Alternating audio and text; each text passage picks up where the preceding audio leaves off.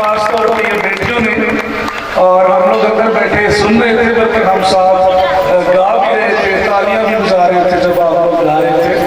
तो आप सबका शुक्रिया जिन्होंने खुदावन की वर्शिप की। तो आप में से कोई बेटी या बेटा या भाई या बहन बता सकता है कि आज हम किस लिए यहाँ पे मौजूद हैं? आज ऐसे क्यों हुए थे जमा? कोई बता सकता है? खुदा का कलाम सुनने के लिए। ओके, चलो मैं इशारा कर रहा हूँ, पढ़ के दसो। हालेलुया। एक रोजा शिफाया इबादत, पहला जो हमारा मकसद है वो ये है, और दूसरा मकसद है, इंग्लिश में लिखा है, कोई भाई या बहन पढ़ सकते हैं? Ordination and new branch opening ceremony. समझ आई है? ऑर्डिनेशन होता है महसूस करना किसी को, और न्यू का मतलब है नया, ब्रांच यानी कि एक नई चर्च की जो है वो बुनियाद रखी जाएगी। तो आज हम सब यहाँ पे मौजूद हैं, पहला मकसद एक रोजा शिफाया इबादत। मैं चाहता हूँ कि आज हम इस टॉपिक पे गौर करें, शिफाया इबादत। आज हम, अगर मैं आप सबसे पूछूं कि कितने लोग हैं जो आज शिफा लेने की जहन या उस उम्मीद के साथ आए हैं, तो कोई बता सकेगा कौन कौन शिफा के लिए आया? हालेलुया। सब लोग जोरदार अपने लिए तालियां। और तो आज चीजों सबसे पहले हम शिफा के बारे में सीखते हैं। लफ्ज शिफा जो है वो क्या है? शिफा का लफ्ज जो है वो मुख्तलिफ काम से यूज होता है, इस्तेमाल होता है मुख्तलिफ इस्तिलाहात के लिए। तो शिफा जो है वो सबसे पहले, शिफा जो है वो बड़ा आम और सादा सा लफ्ज है। शिफा और मौजज़ा, शिफा और मौजज़ा। तो किसी को पता है शिफा क्या होती है? कोई बता सकता है शिफा क्या है? आसान है, करो बीमारी से शिफा, बिल्कुल एग्जैक्टली। शिफा याब होना यानी कि सेहतमंद होना, तंदुरुस्त होना, बीमारी से छुटकारा हासिल करना। आसान और सादा इसकी जो डेफिनेशन है वो ये है। इसके साथ शिफा के साथ शिफा याबी लफ्ज यूज होता है, शिफायत यूज होता है, शिफा बख्श यूज होता है लफ्ज। शिफा का जैसे साइंसदान शिफा का ये लफ्ज यूज होता है, और शिफाए कामिल एक वर्ड है वो यूज होता है। ये सारी इस्तिलाहात हैं जो लफ्ज शिफा के साथ इस्तेमाल की जाती है। शिफा वो चीज है जो इंसानी कुदरत के अंदर जो है वो उसके कंट्रोल में है। यानी अगर मैं कहूँ कि जी मुझे कोई बीमारी थी तो मैं उससे शिफा याब हो गया, जैसे मैंने अपना इलाज करवाया, डॉक्टर के पास गया, हकीम के पास गया, तबीब के पास गया, और मुझे क्या मिल गई? शिफा मिल गई। क्या मैं आपको समझा पा रहा हूँ शिफा क्या चीज है? शिफा वो चीज है जो किसी भी इंसान के कंट्रोल में होती है। इसके बाद हम बात करेंगे मौजज़ा। किसी को पता है मौजज़ा क्या होता है? अक्सर हम इबादत में जाते हैं, बड़ी बड़ी कन्वेंशन में जाते होंगे, तो वहाँ पे शिफा का लफ्ज़ ज़्यादा यूज किया जाता है, जो कभी हमने सीखा है कि बेसिकली शिफा है क्या चीज़। तो आज हमने शिफा और मौजज़ा में फर्क जानना है और सीखना है। किसी को पता है मौजज़ा क्या चीज़ है? जी, नामुमकिन को एक बहन ने बताया मुमकिन करना, बिल्कुल एग्जैक्टली ऐसा ही है। आसान अल्फाज में मैं बताता हूँ, मौजज़ा वो है जो इंसानी कुदरत से बाला मेरी गल समझ आ रही है? जो इंसानी कुदरत से बालातर हो, इसके लिए अगर मैं कुछ मिसालें दूं तो वो इस तरह से हो सकती हैं। आपके सर में दर्द है और आप डॉक्टर के पास गए या दुआ की या दुआ करवाई, तो आपको उससे क्या मिलता है? मौजम मिलता है। क्यों जी? आपको शिफा मिलती है। अभी मैंने शिफा की डेफिनेशन बताया। अगर किसी भाई या बहन का हाथ सुखड़ा हुआ हो, बाजू जड़ा हुआ, सुखिया हो, और उसके लिए दुआ की जाए या उसको किसी कन्वेंशन में दुआया सेशन में लेकर जाए और उसका जो बाजू है वो नॉर्मल होता है, तो उसको हम वेरी गुड, मतलब मैं समझा पा रहा हूं, मौजज़ा। तो जिसको शिफा और मौजज़ा दो मुख्तलिफ चीजें हैं। अगर अब मैं आपसे पूछूं कि शिफा और मौजज़ा क्या है, तो क्या आप बता सकेंगे? यकीनन बता सकेंगे, क्योंकि अभी हमने सीखा कि शिफा जो है वो इंसानी कुदरत के दायरा कार में होती है। जैसे कि मुख्तलिफ बीमारियां होती हैं इंसान को, तो हम दवाई लेते हैं डॉक्टर के पास, हकीम के पास, तो उससे हमें शिफा मिल जाती है। तीसरी एक और इस्तिलाह है।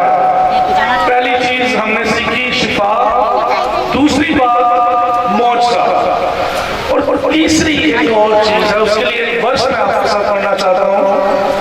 मेरे साथ निकालें यूहन्ना की इंजील, उसका 5वां बाब और पहली 9 आयत है। अगर कुछ जल्दी से पढ़ रहे खुदा के खिलाफ ये यूं मजबूर है। इन बातों में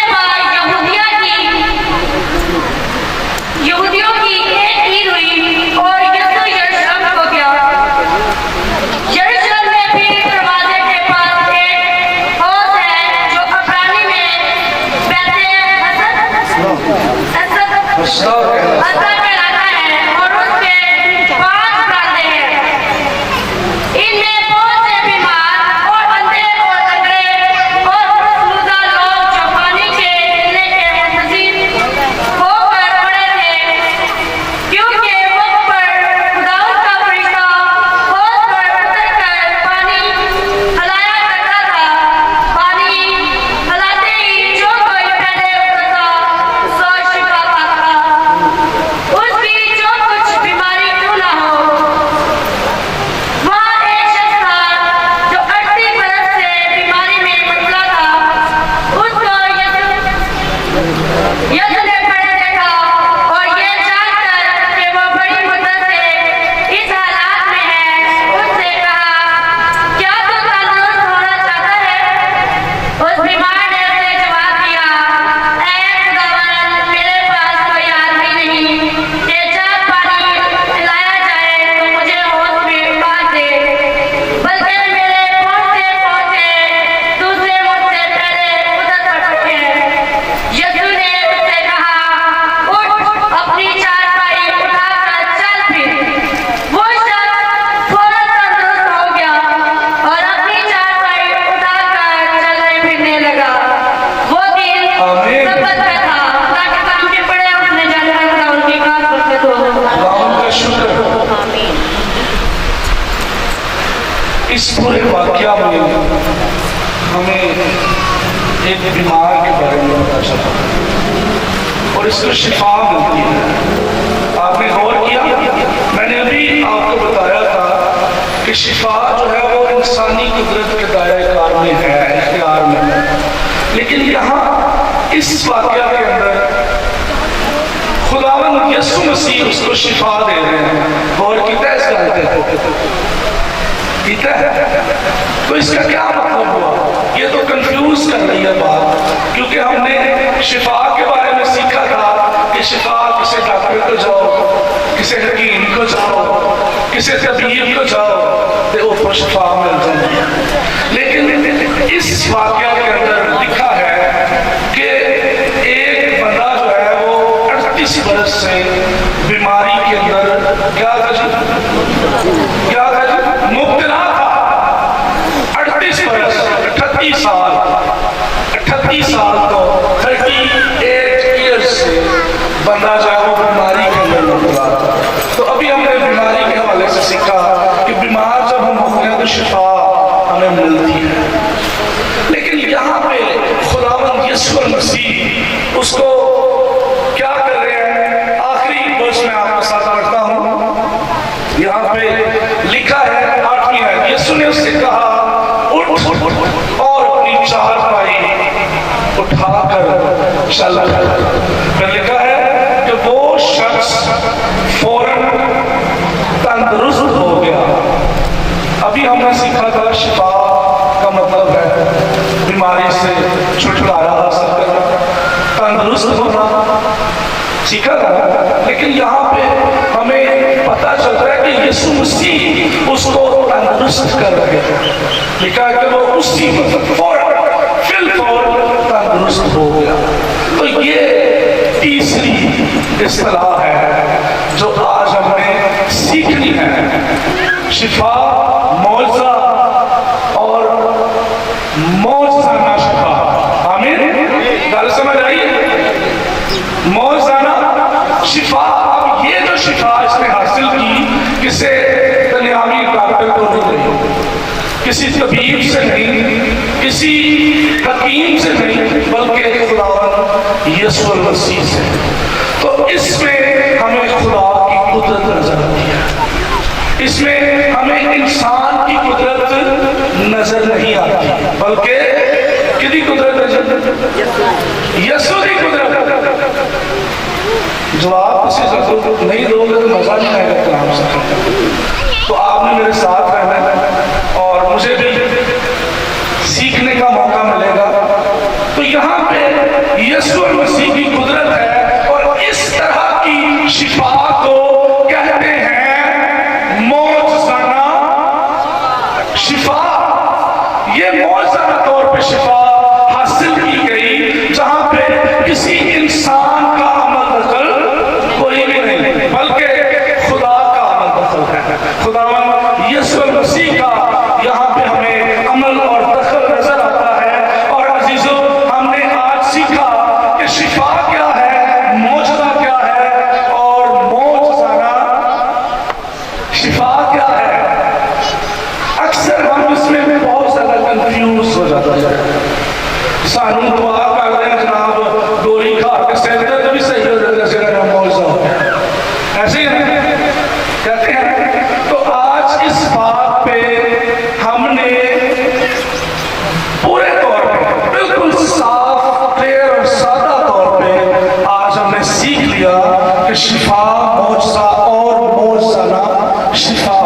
तो अब हम इस बात का जो है वो इसको डिफरेंशिएट कर सकते हैं कि शिफा की चीज है, मौजज़ा की है और मौजज़ाना शिफा क्या है। क्या मैं आपको समझा पा रहा हूं? आमीन, सब लोग कहें हालेलुया। तो अजीजों, आज हमने सीखना है, बहुत दफा हमारी जिंदगियों में आजमाइशें आ जाती हैं, बहुत दफा हमारी जिंदगियों में ट्रायल्स आ जाते हैं। तो कई दफा ये होता है कि हम बड़ी दुआएं करते हैं, हम बड़ी बड़ी कन्वेंशनों में जाते हैं, खादमीन से दुआ करवाते हैं, लेकिन किसी वजह से हमें शिफा, हमें मौजज़ा, हमें मौजज़ाना शिफा नहीं मिलती। तो उस सूरत में क्या होता है कि कभी कभी हम भटक जाते हैं। आज हम खुदा के कलाम में से तसल्ली को सीखते हैं और सीखते हैं कि किस तरह का हमें ईमान रखना है, किस ईमान के साथ हम शिफा पा सकते हैं। हम सब जानते हैं कि खुदावंद यीशु मसीह जब भी किसी पे मौजज़ा करते थे, उसको मौजज़ाना शिफा होती थी, तो क्या करते थे? किसी को याद है, जा तेरे ईमान ने तुझे अच्छा किया। आमीन। मेरे साथ निकालिए मत्ती की इंजील, उसका 15वां बाब। अच्छा, यहाँ पे हमें फिर एक वाकया मिलेगा, एक औरत का वाकया मिलेगा। और ये औरत जो है, ये किसी कंपटीशन में है इस वक्त, एक आजमाइश के अंदर है, और ये भी शिफा ढूंढ रही है, ये भी मौजज़ा ढूंढ रही है, लेकिन उसको मिल नहीं रहा है। अब हमने इसके ईमान का लेवल देखना है और फिर अपनी दुनिया पे मुआवजा करना है कि क्या मैं इस कैटेगरी के अंदर हूँ या नहीं।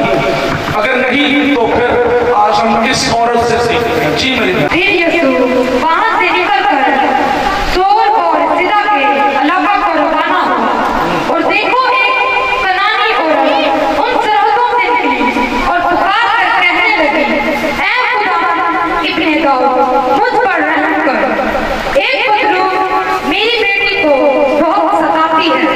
मगर उसने उसे कुछ जवाब ना दिया, और उसके शागिर्दों ने पास आकर उससे ये अर्ज की कि उसे रुखसत कर दे, क्योंकि वो हमारे पीछे चलाती है। उसने जवाब में कहा कि मैं इस्राएल के घराने की खोई हुई भेड़ों के सिवा और किसी के पास नहीं भेजा गया। मगर उसने आकर उसे सजदा किया और कहा, ऐ खुदा मेरी मदद कर। उसने जवाब में कहा, लड़कों की रोटी लेकर कुत्तों को डाल देना अच्छा नहीं।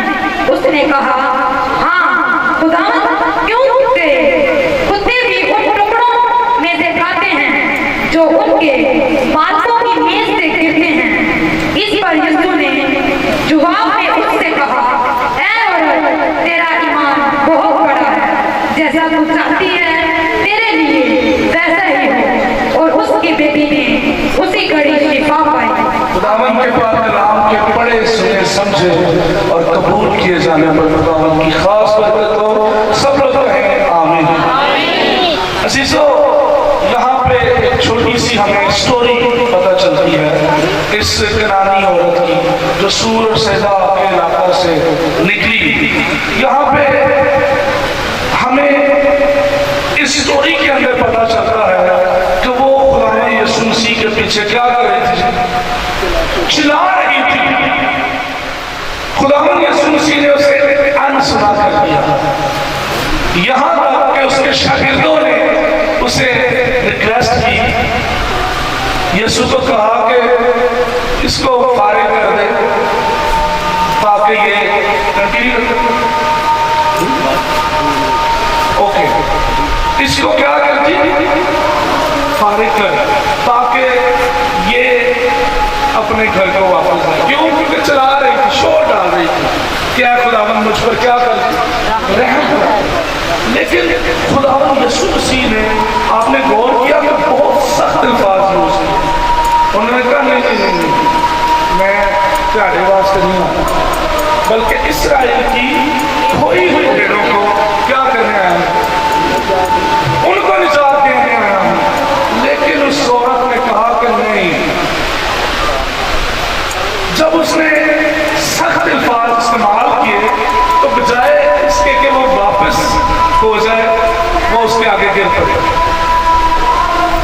आज इस स्टोरी को हम अगर अपनी जिंदगियों के साथ इसका मुआवजा करें तो कभी कभी हमारी जिंदगियों में भी इस तरह के वाकयात हो जाते हैं।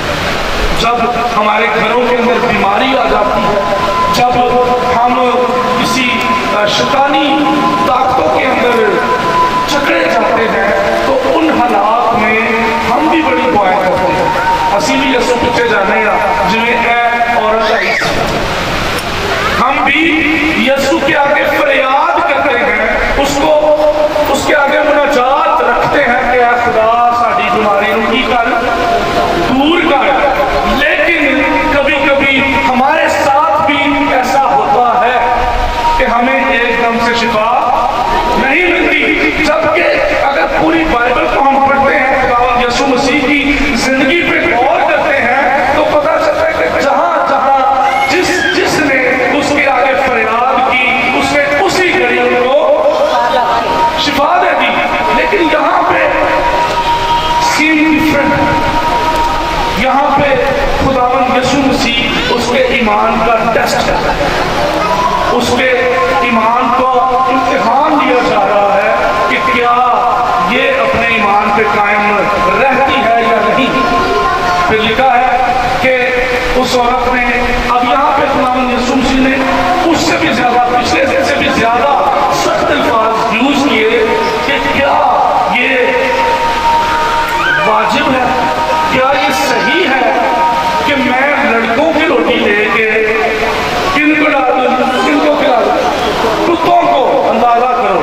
सानू अपने लिए गल क्या लेना, सोचो अगर मैं और आप इस जगह पे होते और आगे से ये जवाब आता तो मेरा नहीं ख्याल कि हम माफ होते।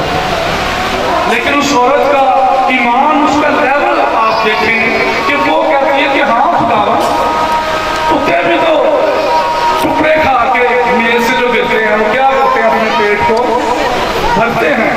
जब उसने अपने इस टेस्ट को पास कर लिया, जब उसने अपने ईमान को पुख्ता रखा, तो लिखा है कि यीशु ने उसके ईमान को देखकर क्या कहा, क्या है औरत तेरा ईमान बहुत बड़ा है। और लिखा है कि उसी घड़ी उसकी बेटी शिफा पा गई। तो जिसो ये नाउम्मीद लोगों के लिए आज मैसेज है, जो लोग नाउम्मीद हो चुके हैं, जो लोग कोशिश करके थक हार के बैठ गए हैं, और जो लोग शिफा ना पा सके और अपने यीशु को छोड़कर, जिंदा खुदा को छोड़कर गैर महबूबों की तरफ मुतवज्जो हो गए, आज ये मैसेज उनके लिए है। हमने किसी भी हाल में अपने मसीह को नहीं छोड़ना, असादा पल्ला नहीं ले चलना। क्यों? क्योंकि हालात जैसे भी हैं, कलाम में लिखा है कि हर हाल में क्या करो जी, उसका शुक्र अदा करो। तो ये जो हुक्म है बेसिकली यहाँ पे भी इस्तेमाल किया जा सकता है, यहाँ पे भी सेट किया जा सकता है कि अगर हमें कई दफा ऐसा होता है, ये बहुत ही हकीकत के साथ मबनी जो है वो बात है कि कभी कभी हम जो है वो किसी ऐसी गंदी बदबूओं के अंदर जकड़े जा चुके होते हैं, गुनाहों के अंदर जकड़े जा चुके होते हैं, बीमारियों के अंदर जकड़े जा चुके होते हैं कि इस देश के ऊपर हमें शिफा नहीं मिल रही। असी जनाब की करने फौरन ही, अच्छा पादरियों को बड़ी दुआ कराई सी, बड़ी दुआ घर की है, इतों के सानू कुछ नहीं लग्या। अच्छा फलानी भैन ने कहा फलाना बाबा उत्तर चला गया, उत्थे तेरी बेटी को छुपा मिलना नहीं। तो हम क्या करते हैं, फौरन ही हम उस जिंदा खुदा को छोड़ देते हैं। ये वो सख्त अल्फाज हैं जो यीशु मसीह ने कहा कि मैं इस्राएल की खोई हुई भेड़ों को ढूंढने और निजात देने आया। जब हम इस बात को याद रखेंगे कि सिर्फ और सिर्फ मसीह मेरा और आपका निजात दे रहा है, तो कभी भी हम इन सख्तियों में कभी भी मसीह को नहीं छोड़ेंगे। तो ये आज उन बहनों और भाइयों के लिए मैसेज है जो नाउम्मीदी में अपने खुदा को छोड़ देते हैं। हमने अपने ईमान पे पुख्ता रहना है, और जब हम अपने ईमान पे पुख्ता रहते हैं तो अजीजों, मैं नहीं कहता, पास्टर इमरान नहीं कह रहा, बल्कि खुदा का कलाम इस बात की तस्दीक कर रहा है कि तेरा ईमान बहुत बड़ा है। हमने ऐसा ईमान अपने अंदर पैदा करना है, हमने ऐसे ईमान के साथ अपने खुदा की प्रस्तुति करनी है, हमने उसको फॉलो करना है इस ईमान के साथ कि हम क्या करेंगे, जा तेरे ईमान की वजह से जो तू चाहती है वो हो जाए। तो जिसो ऐसा कभी हो नहीं सकता कि खुदा हमारी दुआ को नहीं सुने। इसमें ये बेसिकली हमारा एक टेस्ट पीरियड होता है, कभी कभी हमारे ईमान का इम्तिहान हो रहा होता है, और अगर हम उस पेपर के अंदर उस पर्चे में पास होते हैं तो यकीनन हमें मौजूदा तौर पे क्या मिलता है जी, तीसरी गल है सीखिए, मौजूदा तौर पे शिफा मिलती है। किसी डॉक्टर को नहीं, हकीम को नहीं, लेकिन खुदा की कुदरत ने सानू शिफा दे दी है। तो सब लोग कहें आमीन। क्या मैं आपको समझा पा रहा हूँ? नाउम्मीद लोगों के लिए आज की ये स्टोरी है। हमने किसी भी हाल में अपने इत्तिबा को नहीं छोड़ना। और उसके बाद एक और छोटी सी स्टोरी हम देखेंगे और मत्ती की इंजील 9वां बाब और 27 पैसा। वहां से आगे बढ़ा तो दो बंदे उसके पीछे ये पुकारते हुए चले कि ऐ प्रेतो हम पर राम कर। जब वो घर में पहुंचा तो वो बंदे उसके पास आए और यीशु ने उनसे कहा, क्या तुमको इच्छा है कि मैं ये कर सकता हूँ? उन्होंने उससे कहा, हाँ दामन।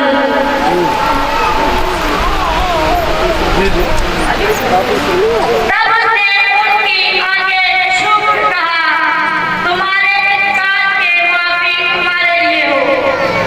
और उनकी आंखें खुल गई और यीशु ने उनको ताकीद करके कहा, खबरदार कोई इस बात को ना जाने। आमीन। आमीन। यहाँ पे हमें हमारे इत्तिकाद के बारे में सिखाया जाता है। कभी कभी हम खुदा के पास जाते हैं, उसके हुजूर हम पूरे ईमान के साथ जाते हैं, लेकिन हमारा इत्तिकाद जो है वो उस पर नहीं होता। यहाँ पे हमें इस बात को सिखाया जाता है कि खाली दुआ नहीं करनी या ईमान रख लेना काफी नहीं है। यहाँ पे खुदावंद यीशु मसीह उसको क्या पूछ रहे हैं कि क्या तुम्हें इस बात का इत्तिकाद है कि तेनू लगता है कि मैं तेनू शिफा दे देवांगा? तो उसने कहा कि हाँ, मेरा इत्तिकाद है, मैं इस बात पे ईमान रखता हूँ, रखती हूँ।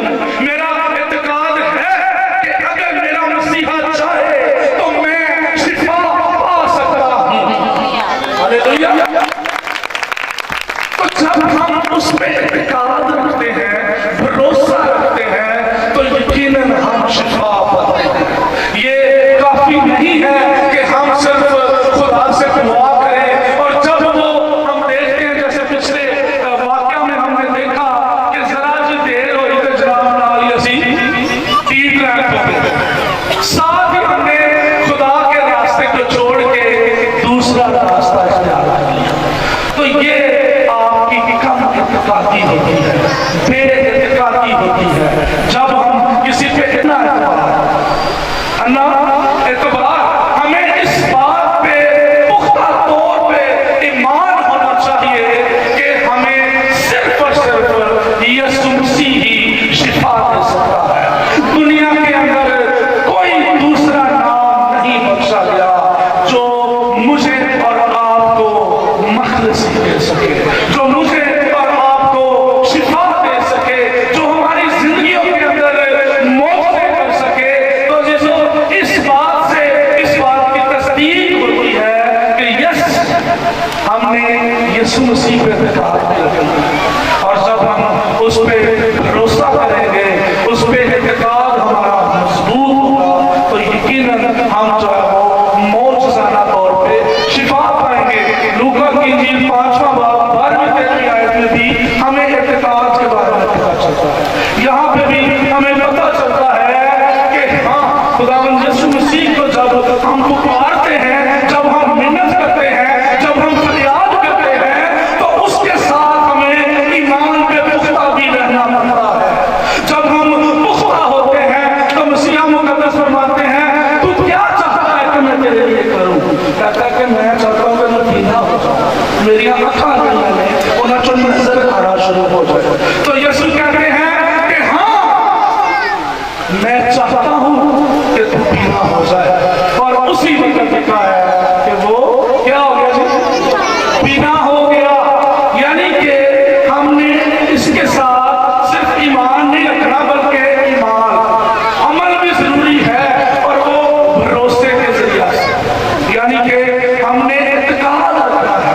जब हम इत्तिकाद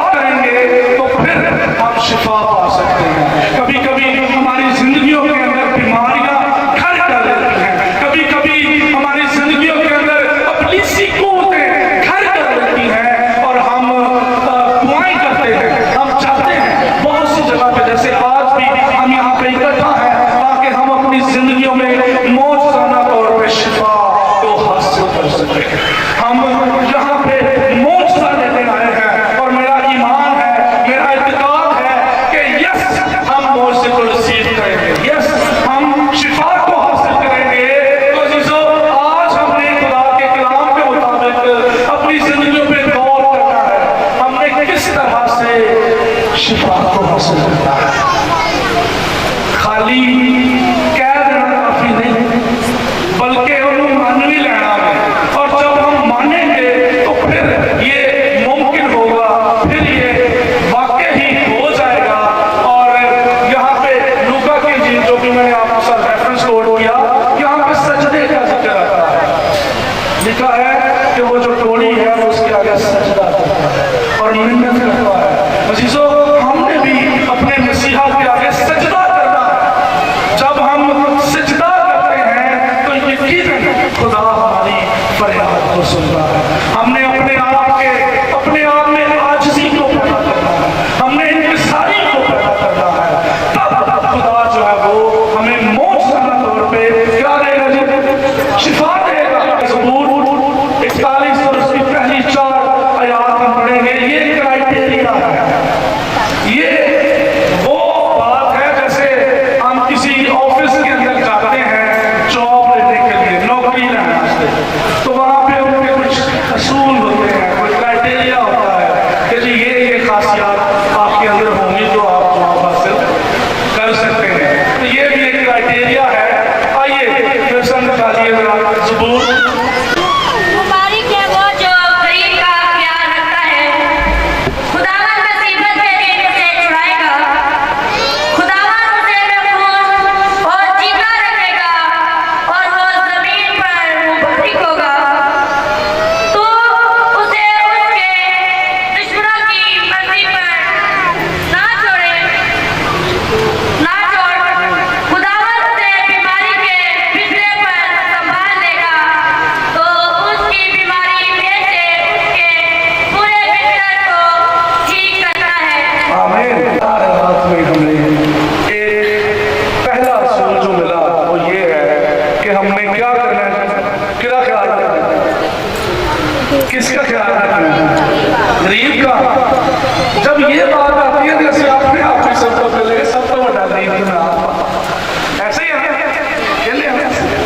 तो यहाँ पे खुदा का जो कलाम है वो हमें सिखाता है कि हमने गरीब का ख्याल रखना है। तो गरीब से मुराद ये नहीं कि आप फौरन अपनी तरफ देखना शुरू कर दें, बल्कि अपने से नीचे देखना शुरू कर दें। आज भी अगर हम सब लोग अपने सोर्सेज के ऊपर या अपने हालात पे गौर करें, हो सकता है कि बहुत से लोग परेशानी में हो सकता है बहुत से लोग क्राइसिस के अंदर हो, लेकिन उसके बावजूद भी मैं आपको बताना चाहता हूँ कि अगर आप अपने से नीचे नजर करेंगे तो आपको बहुत से गरीब मिल जाएंगे जो आपसे ज्यादा गरीब हैं। तो ये जो प्रिंसिपल है, मैंने इसलिए इस पर थोड़ी सी बात की ताकि हो जाए कोई ऐसी लेम एक्सक्यूजेस ना बनाए कि जी सारे तो बड़ा गरीब कौन। तो इसलिए खुदा से हमें बताता है कि हमने अपने हालात पे नजर नहीं बल्कि दूसरों पे नजर करनी है। क्यों? क्योंकि लिखा है कि पहले ढूंढो तुम उसकी और रास्तबाजी को। तो ये सारी चीजें क्या होगा? आमीन। हम जब अपने ऊपर गौर करना शुरू कर देते हैं, अपने हालात पे, रुपए पैसे पे, तो फिर हम उसकी बादशाही नहीं होगी। इसलिए कलाम हमें ये सिखाता है कि हमने उसकी बादशाही को ढूंढना है, रास्तबाजी को ढूंढना है। और रास्तबाजी हम तब ढूंढ सकते हैं जब हम उसके हुक्मों पे अमल करते हैं। आज ये जो असूल है, ये जो प्रिंसिपल है, मुझे और आपको खुदा देना चाहता है। आज के बाद हम अपने से गरीब का क्या करें? ख्याल करें। और दूसरा इसके अंदर जो असूल है वो क्या है कि हमने तौबा भी करनी है, हमने तौबा करनी है और मिन्नत करनी है। मैं आपके साथ दोबारा जरा ये पढ़ना चाहूंगा, गौर से सुनिएगा। लिखा है मुबारक है वो जो गरीब का ख्याल रखता है। खुदावन मुसीबत के दिन से छुड़ाएगा। जेड़ा बंदा गरीब का ख्याल रखता है, खुदा उन्हें मुसीबत जो छुड़ाता है। याद रखियो कि जे असी मुसीबत जो आजाद होना चाहते हैं, छुड़वाना चाहते हैं अपने आप को, तो फिर ये लाजिम है कि हम गरीब का ख्याल रखें। उसके बाद लिखा है खुदावन उसे महफूज और जीता रखेगा और वो जमीन उसके बाद लिखा है तू उसे उसके दुश्मनों की मर्जी पर ना छोड़। अब ये बड़ी खास बात है कि हमारे जो दुश्मन हैं खुदा हमें उनकी मर्जी पर भी नहीं छोड़ेगा। मतलब कि वो जो मर्जी प्लानिंग्स करते रहे, वो जो मर्जी आपके लिए करते रहे, खुदा उनके मंसूबों को कामयाब नहीं होने देगा। क्यों? क्योंकि आप मुबारक लोग हैं और मुबारक आप तब होंगे जब उसके हुक्मों को मानेंगे। खाली नाद नाल मसीह लिखा से मुबारक नहीं हो जाता, बल्कि उसके हुक्मों को मानने की वजह से हम मुबारक लोग कहलाते हैं। आमीन। खुदावन उसे बीमारी के बिस्तर पर संभाले।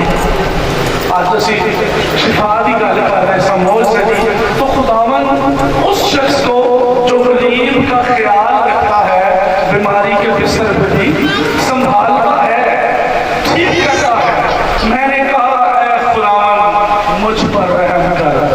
दूसरा सोल दे, मैंने कहा ऐ खुदावन मुझ पर रहम कर, मेरी जान को शिफा दे, क्योंकि मैं तेरा आज साढ़े को काम से होगा, बाकी सारे काम असी कर लेंगे।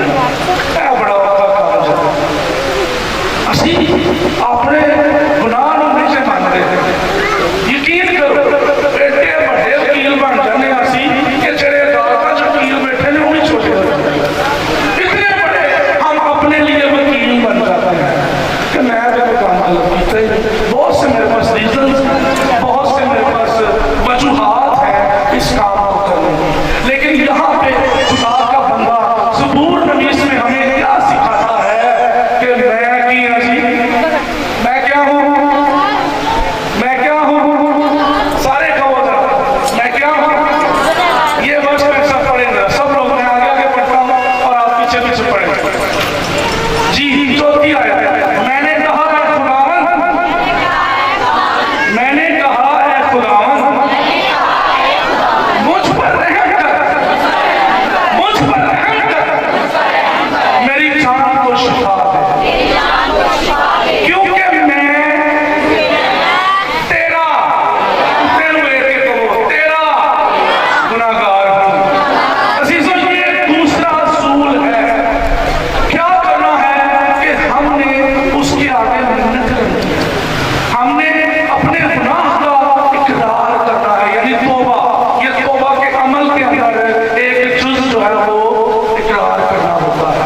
तो जब हम क्या करेंगे जी, गरीब का ख्याल रखेंगे, उसके बाद हम मिन्नत करेंगे, समाजत करेंगे और अपने गुनाहों का इकरार करेंगे, तो फिर हमें क्या करेगा जी, हमें सारू की देगा, पैसे देगा, शिफा देगा। हालेलुया।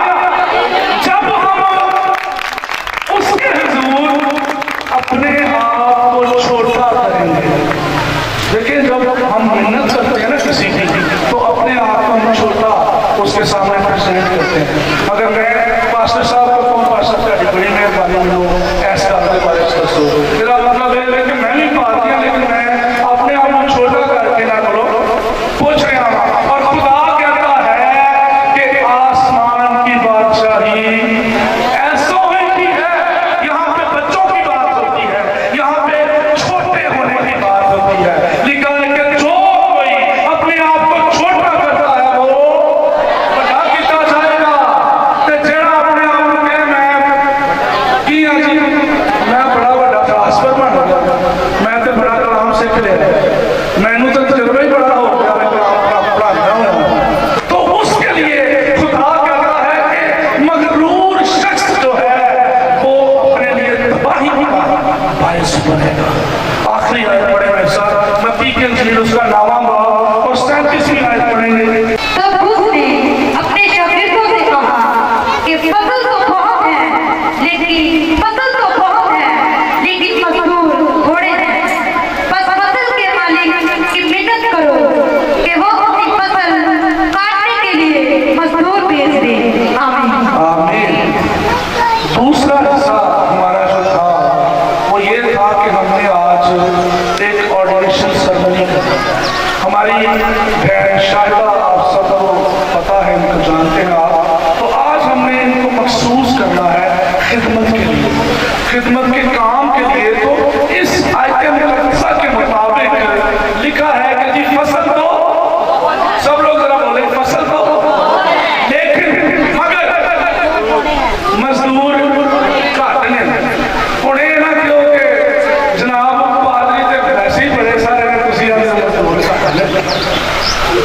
तो अजीजों, मैं आपको बताता चलूँ, कलाम देखिए मैं गलत हो सकता हूँ, शायद आप में भी जो सब लोग बैठे हैं तो गलत हो सकता है, लेकिन खुदा का मोहब्बत कलाम जो है वो गलत नहीं हो सकता। आमीन। तो अगर खुदा का कलाम हमें ये सिखाता है कि फसल तो बहुत है मगर मजदूर कम है, तो इसका मतलब है यस, ये बात सच है। अगर हम उसके फॉलोअर्स हैं, उसके मानने वाले हैं, तो फिर हमें इस बात को मानना पड़ेगा, इस पे ईमान लेकर आना पड़ेगा कि वाकई मजदूरों की जरूरत है। और यहाँ पे जो फसल और मजदूर की बात हो रही है, इसके और भी बहुत से इस्बात हो सकते हैं, और भी बहुत सी डॉक्ट्रिन्स हो सकती हैं, और भी बहुत सी एक्सप्लेनेशंस हो सकती हैं, लेकिन मैं बात कर रहा हूँ कलीसिया और खादम की।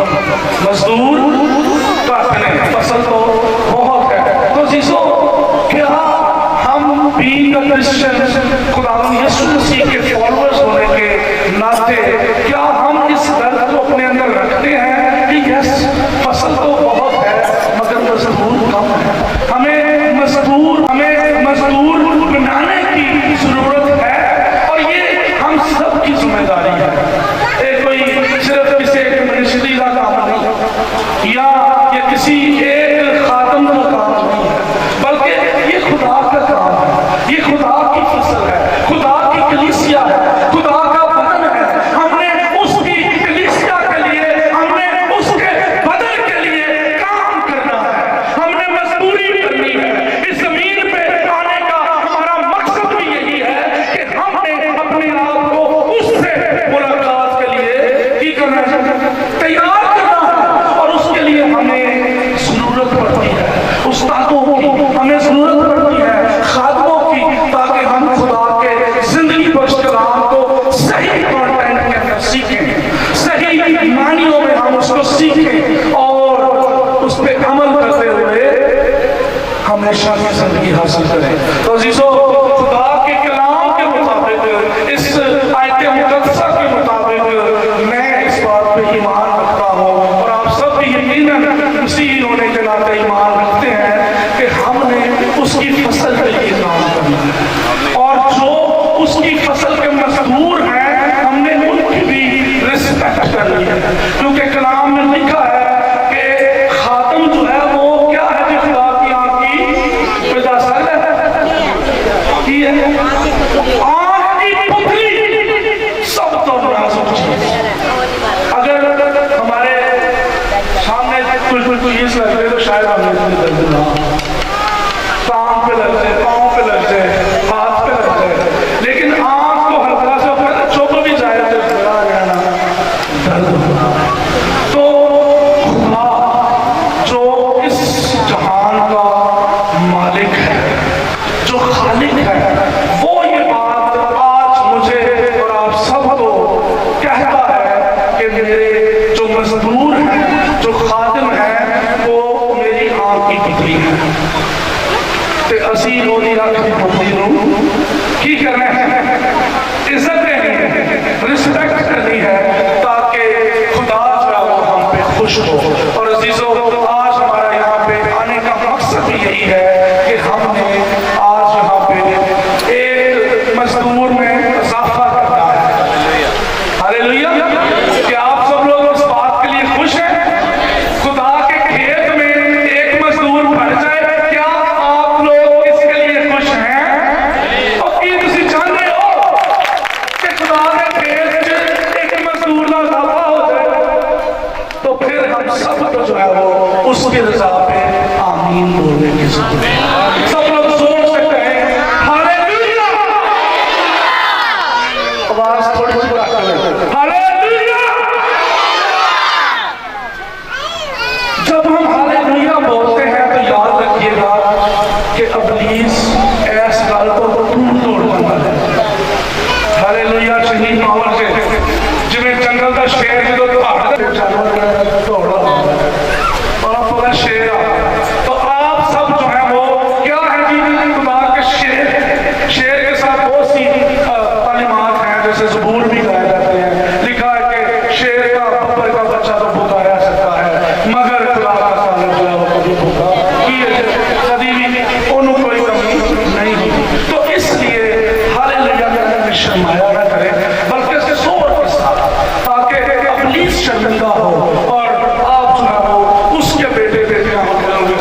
साथ सरफराजी हासिल करें। अजीजों, आज हमने सीखा शिफा क्या है, मौजज़ा क्या है और मौजज़ाना शिफा क्या है। फिर हमने सीखा, पता है इससे किसे क्या है, किसे क्या है, नहीं, तीन चीजों के बाद चौथी चीज हमने क्या सीखी थी, किसी को पता है? काम सोचो, 15वां